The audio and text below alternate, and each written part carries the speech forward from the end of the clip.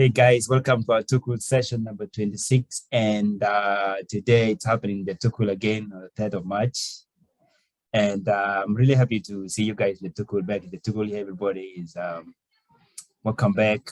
As you always know, this is our safe space. And sometimes we come here and talk about sensitive issues, right? But it's not sensitive to the way that it's something that we cannot talk about, right? So tonight we are going to talk about this idea. It's actually an idea. I personally came across it from the writings of somebody called Scott. It's called Scott Belsky. This guy is an author, and he wrote a book called Messy Middle. And I was like, what is Scott talking about? You know. And then I dived into his work, and I was like, yeah, I can actually do like um, like um, like an overview of what he's talking about, but not from what he was actually talking about, because he was talking about management and businesses and everything. I was like, what about we bring this thing to our personal life, right? We grow up and then we find ourselves somewhere in the middle of our life that is crisis, like real crisis, man. But if you guys are having a good time, I would like to hear. But for me, man, like mid crisis is kicking in. Right? It's really kicking in. And then I was like, okay, I need to talk about this thing here. And I also want to hear about it. But then the thing with this midlife crisis is that if you are in it already, yeah, you're already there. But then you will get it. If you are not there already, you are going there, because everybody's growing up, right? Nobody's be like, hey, I'm stuck here. I'm going to be forever 18. Forget it. Life is not that way. I can guarantee you that. But now you're going to go somewhere, going to have your midlife, you're going to go have the rest of your life. But now, where does the crisis come in? Right. So from my own observation, and maybe also to just lay the floor for the discussion around the topic tonight. We know when we grow up, we have our own hopes. We have things we aspire for, things we are working hard to achieve. That's why you go to high school, go to university, get a job or do something. And you are like, here, when I finish here, I'm going to be like this thing here. The young is here be like, I'm going to be Molana, man. And this Molana thing pays.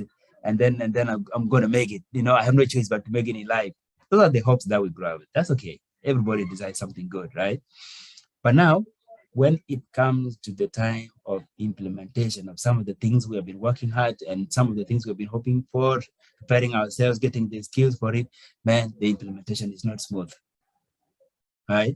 So, and then you come to realization of some findings. You'd be like, oh, I didn't even know this is like this. I didn't even know it would turn out like this. But now that's life happening to you right there. Sometimes, unfortunately, it could lead into disappointments. Yeah, can't rule that out. Then you look back, you'd be like, I'm already 35 years. What? And people in South Sudan, they said the life expectancies are around, is it how many? I don't know, maybe I'll hear from you guys, but I want to presume in South Sudan it's around 50 years or less, or it gets worse by the year now. But average in Africa, it's about 60 years, right? So when you're in your 30s, you're already your midlife. And if if you're lucky for the crisis not to kick in, thank your God for that. But if you are dealing with it, I want to hear how you guys are dealing with it, or how you want to deal with it when you grow up.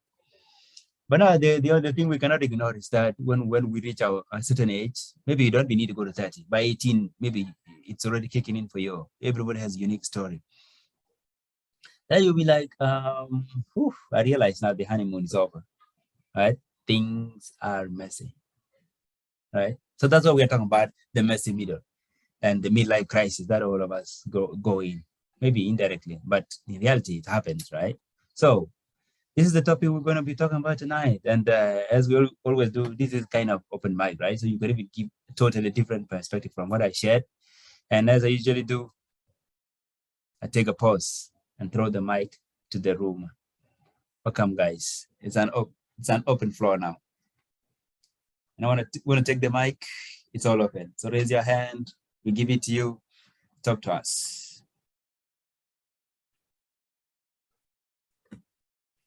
But they want to put you guys on the spotlight. I can see all your names. I'll be like, take it. And then, I didn't even prepare myself. I hope it's not going to be something like that, right?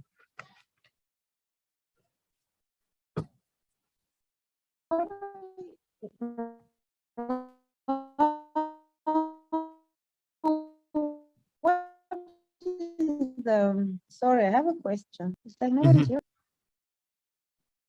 Sidonia, muted if you're speaking. I was not muted. I have a question. Mhm. Go ahead. Hello?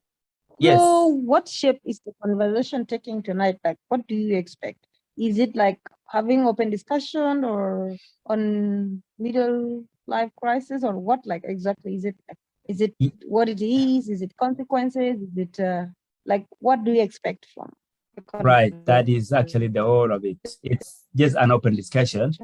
Our theme for tonight is we know it can get messy in the middle, right? So it's called messy middle, an open discussion on midlife crisis. So if you have an experience you like, or why does it happen, or what do you think people can do to deal with this thing, or maybe any experiences you would like to share, every other thing around. What strategies do you think people should have in order to deal better with the midlife crisis? You know, things like that. That's what we're talking about tonight. Yeah. Or what do you think it even manifests itself into? Yeah, basically it's that kind of discussion. Okay. Yep. Mm. Mm-hmm. Thank you. So then your voice is faint, like really far from what we Now, can hear. Yeah, let it's me it's low and breaking. contribute. Okay, do I have something from the mic? Oh, maybe I can give the floor to the others before, or can you hear me now? I can hear Even you now. now, still faint? No, yeah, it's good now. This is good now. Okay. Mm-hmm. I think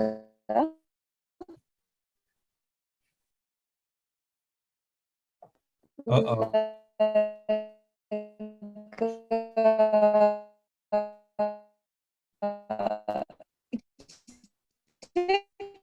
different shape in the different women. Okay, I will again to talk.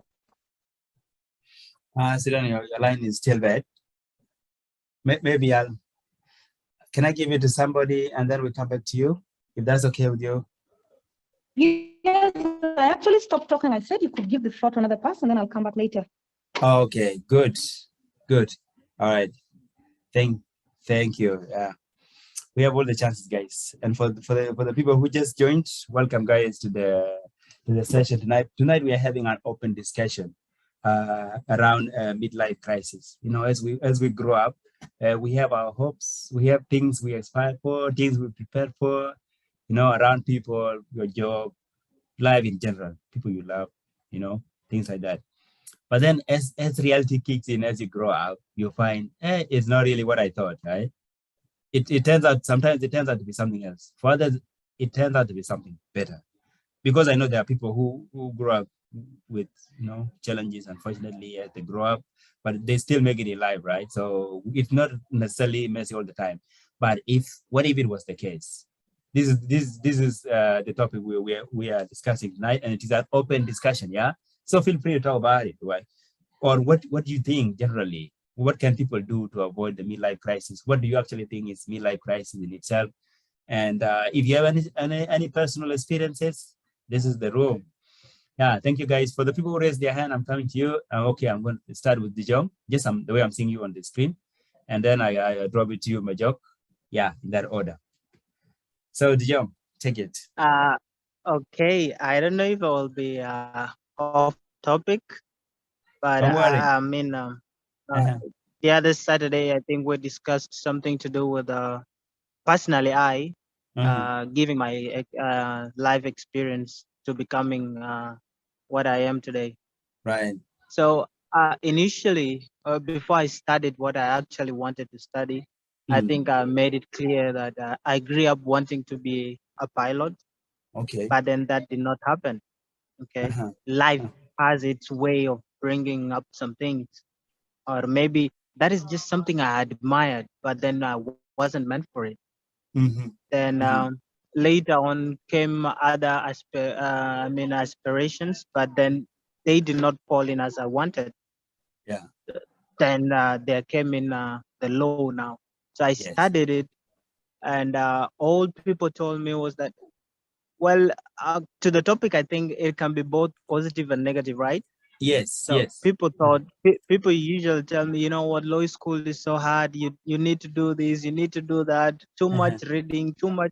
Well, there's too much reading, but then it's not exactly. People exaggerated, and I Yeah. went through law school the same way I went through nursery, through primary, through high school. So that wasn't true. Yes. But now the reality of life, as we speak now, Yes. is the law.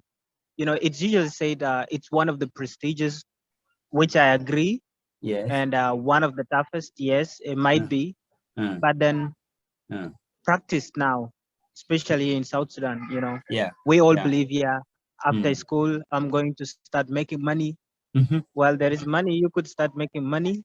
Yeah. But then in our legal system, that is my field, we have issues to do with language. So it's not as smooth as I thought. Okay. Because there's both Arabic and English, there's that conflict.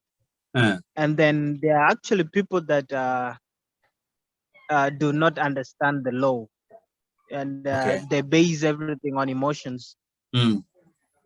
So if you get into an argument, or you have a case with such a person, then this person is easily going to kick you out of your. If you ain't that good, this person is going to shift the whole conversation, or the whole trial process into emotion-filled session. Yeah. And then that, how do I put it? Now, the legal environment, okay? Yes. It is dominated. Everybody's a lawyer. Like I do not believe there are other professions that are so much congested just as law.